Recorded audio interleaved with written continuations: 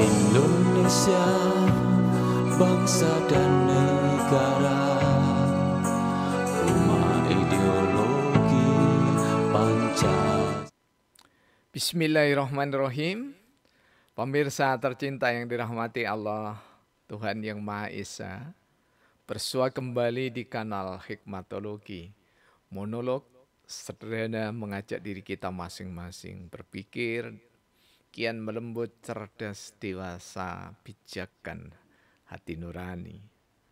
Tentu saja berdasar kitab suci agama kepercayaan yang kita yakini, menjunjung, menerapkan nilai luhur Pancasila niscaya dalam kehidupan sehari-hari. Pemirsa, kita masih berbicara tentang bulan kemerdekaan. Insya Allah setidaknya 7 episode kita akan berbicara Ramadan, bulan kemerdekaan. Mengapa kita perlu bicara? Karena sekali lagi nyaris tidak ada yang berbicara, apalagi mengajak untuk zikir, berdoa, bersyukur atas rahmat Allah yang Maha Kuasa, perjuangan tokoh-tokoh ulama, tokoh kebangsaan, tokoh rohaniawan, tokoh spiritualis, tokoh-tokoh masyarakat. Berjuang panjang di Nusantara lebih dari 350 tahun. Berjuang mempertahankan kemerdekaan Indonesia kurang lebih selama 2 tahun.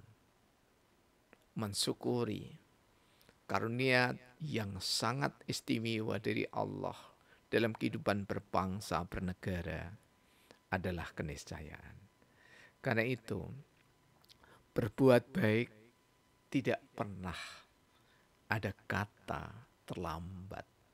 Karena kita berhikmat di jalan Allah yang memberikan, mencurahkan segala rahmat. Karena itu, di nomor ini kami sampaikan sabdana, data yang kami kurat menjadi karya sastra. Tentu saja karya sastra yang berupa puisi, syair, gurindam atau apapun yang menghiasi perjalanan intelektual anak manusia, perjalanan kecendekiawanan anak manusia, lambaran atau dasarnya ada. Di dalam Sahih Adabul Mufrad karya Imam besar Bukhari dituturkan bahwa Rasulullah Sallallahu Alaihi Wasallam bersabda, syair itu sebagaimana kalimat-kalimat yang lainnya. Ada syair yang bagus dan ada syair yang tidak bagus. Tentu jika yang dimaksudkan oleh Rasulullah bagus adalah syair yang selaras dengan firman Allah, tidak menyamai firman Allah, syair yang selaras dengan sunnah Rasulullah Muhammad Sallallahu Alaihi Wasallam, sabda Rasulullah Muhammad Sallallahu Alaihi Wasallam, dan tentu saja menyelaraskan itu adalah berarti mengikuti dan tidak bertentangan dengan esensi dari firman Allah dan sabda Rasulullah Muhammad sallallahu alaihi wasallam. Karena itu para ulama salaf yang hidup setelah generasi tabi'in,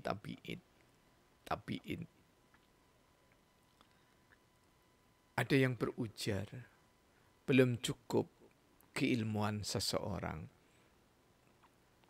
manakala sudah memahami Al-Quran, memahami sunnah Rasulullah Muhammad sallallahu alaihi wasallam atau hadis, belum berkiprah, bergelut dengan syair.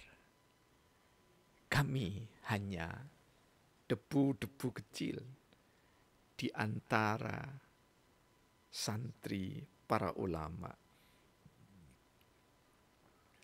berusaha untuk mengikuti perjalanan ulama-ulama agung, dan yang sampai kepada kami, dan kami pun masih sempat menyaksikan, antara lain adalah Habib Yasin dalam karyanya, kemudian Buya Hamka, tidak saja karyanya, tapi juga kita bisa menyaksikan ketika itu di televisi satu-satunya, yakni televisi Republik Indonesia. Guratan Sabdana yang ke-15.039, Ramadan bulan kemerdekaan. Nilai luhur kuno disebut Bhinneka Tunggal Ika. Di atas perebutan kekuasaan, nilai luhur ada. Sama dengan Ramadan, manusia durhaka tetap ada. Sama dengan Ramadan, manusia mulia tetap ada. Nusantara tak hanya raja, sultan, rakyat mulia, seperti kerajaan dan negara lain di dunia. Pantang berlebihan berkata, Nusantara hanya luhur mulia. Kampung Selaket, Hadiningrat, Kota Malang, 20 April 2022. Pemirsa yang dirahmati oleh Allah, tokoh-tokoh pendiri bangsa telah mengukir dengan cantik elok di dalam bahasa Kiai Haji Muhammad Natsir, dikatakan bahwa rumusan Pancasila yang tokoh-tokohnya bertabur di Badan Usaha Kemerdekaan itu atau BPUPK, ulama-ulama Islam, tokoh-tokoh Islam, di samping tokoh-tokoh nasional dan rohaniawan agama Kristen, Hindu, Buddha, Katolik, Konghucu, tidak mungkin, kata Buya Natsir, tanpa pertimbangan yang sangat matang. Pancasila melalui proses yang sangat matang. Bahkan di dalam pidato yang disampaikan di depan tokoh-tokoh dunia di Pakistan tahun 1954. Kemudian diulang lagi pada pidatonya di Indonesia tentang hal yang sama. Bahwa bagi Natsir, bagi Muhammad Hatta, bagi Soekarno, bagi Hatta, bagi Ki Bagus Hadikusumo, bagi A.A. Maramis, dan yang lainnya, Pancasila sudah paripurna. Dan bingkai yang dicengkeram oleh Garuda Pancasila, Bhinneka Tunggal Ika, menunjukkan bahwa ketika bangsa ini berdiri, keanekaragaman suku, bangsa, ras, asal usul bangsa yang sudah menjadi bangsa Indonesia, kepercayaan dan agama direngkuh dalam Bhinneka Tunggal Ika.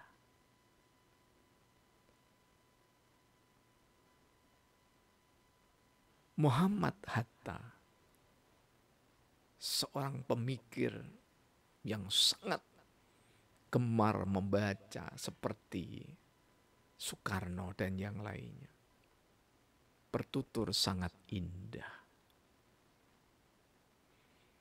bahwa meskipun Piagam Jakarta dengan torehan 7 kata, di mana ketuhanan dengan berkewajiban menjalankan syariat Islam bagi pemeluk-pemeluknya, 7 kata ini dihapus dari sila Pancasila. Muhammad Hatta menuturkan, penghapusan itu tidak menghilangkan ruh dari piagam Jakarta. Tetap bagi umat Islam, niscaya menjalankan syariat Islam sesuai dengan keyakinan kita. Kajian-kajian yuridis, antara lain guru kami tercinta Profesor Dr. Muhammad Kusnu, salah satu pendiri sekaligus ketika itu ketua Sekolah Tinggi Ilmu Hukum Sunan Giri Malang, juga bertutur dalam kerangka tinjauan yuridis. Maka semangat dari Piagam Jakarta bagi mukminin dan mukminat, muslimin dan muslimat tidak pernah hilang untuk mewujudkan sila pertama ketuhanan yang Maha Esa, tetapi tidak mengingkari kesepakatan dari tokoh-tokoh BPUPK dan tidak mengingkari keputusan dari PPKI.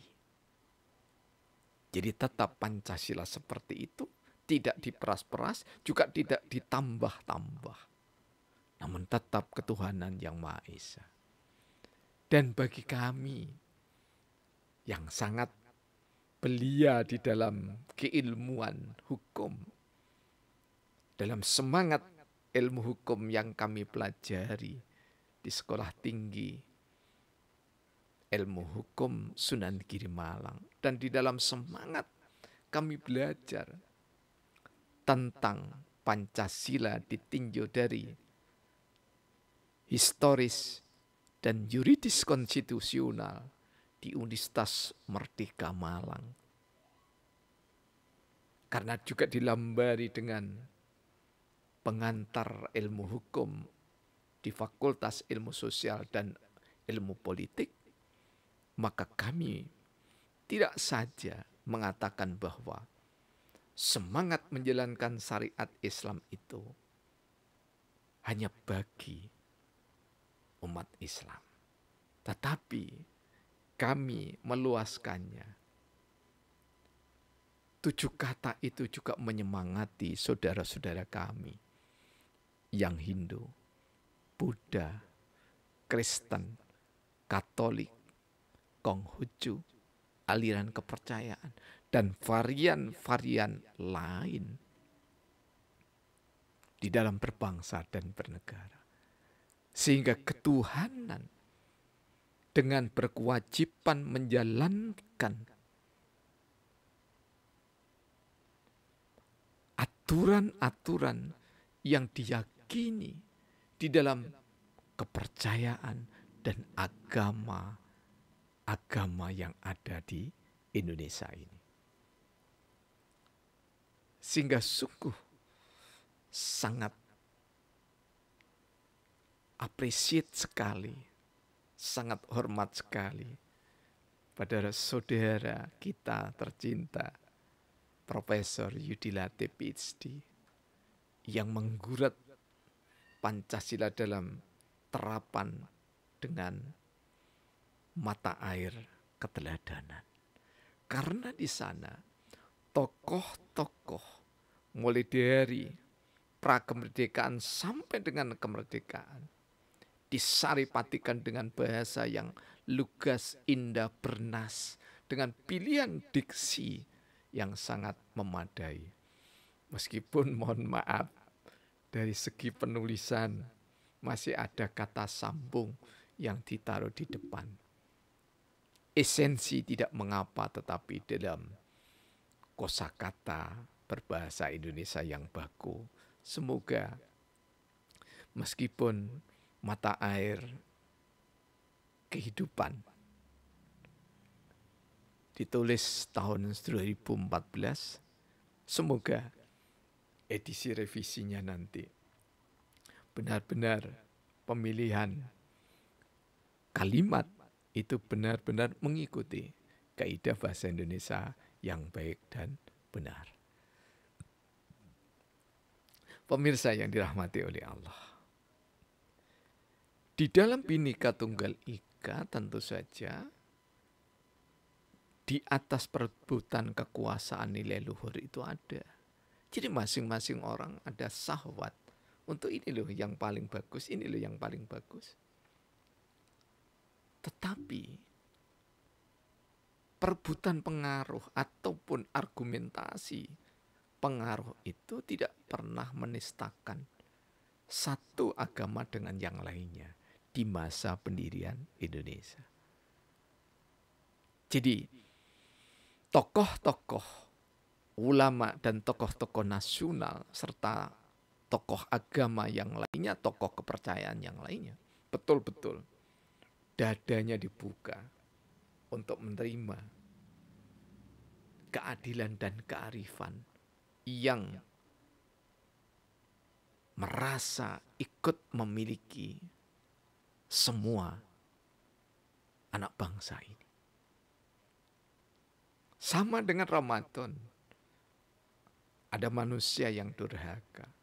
Sama juga dengan Ramadan, ada yang manusia tetap memelihara kemuliaannya. Ramadan 1364 dalam semangat kemerdekaan waktu BPUPK maupun PPKI bersidang, tokoh-tokoh itu baik raja, sultan, rakyat, semuanya berproses menuju kemuliaan demi tegaknya Indonesia merdeka. Karena itu, Indonesia seperti kerajaan dan negara lain di dunia. Jadi ada minus, ada plus. Harus diakui. Perjalanan sampai kini 70 tahun lebih tetap namanya dunia panggung sandiwara. Dalam makna sandiwara yang bijaksana ketika berbangsa dan bernegara. Keadilan harus bisa dinikmati oleh seluruh rakyat Indonesia. Namun semua itu adalah proses yang tak berkesudahan. Karena proses yang tak berkesudahan. Umat Islam harus ingat bahwa memakmurkan masjid itu pun tak berkesudahan.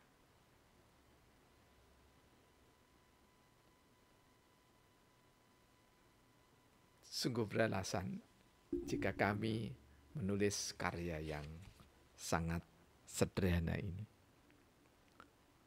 Buku tipis ini kami beri judul Dimensi Ilmiah Salat Berjamaah. Memerankan DNA secara optimal. Lazimnya, tema apapun yang diminta untuk kami memberikan sentuhan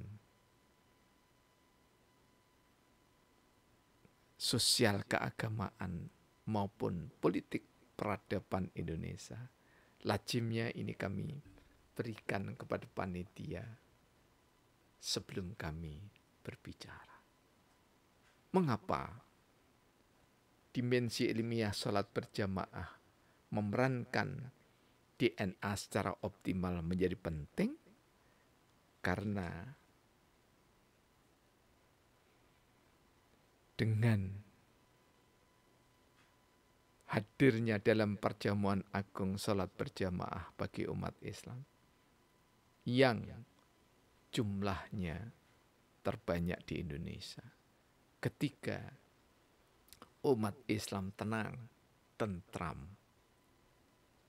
bersama saudara-saudara yang beragama lain tenang, tentram, maka Indonesia sejahtera, Indonesia adil yang berkemakmuran, makmur yang berkeadilan, mudah untuk diejawantah.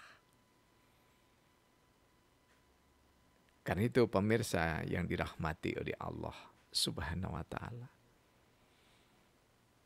dalam sabda naik baris ketujuh ini kami katakan pantang berlebihan berkata, Nusantara hanya luhur dan mulia. Pantang berlebihan berkata bahwa Indonesia hanya luhur dan mulia. Selama masih panggung dunia, maka antara kemuliaan dengan kenistaan senantiasa berlomba.